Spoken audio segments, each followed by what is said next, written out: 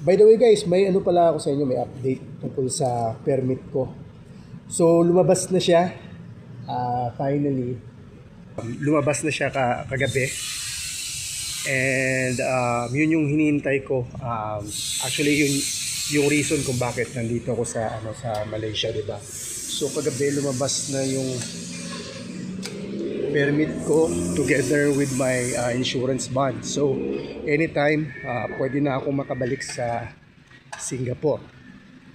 So depende na lang sa akin kung kailan, pero my plan is bukas ng umaga ako babalik doon and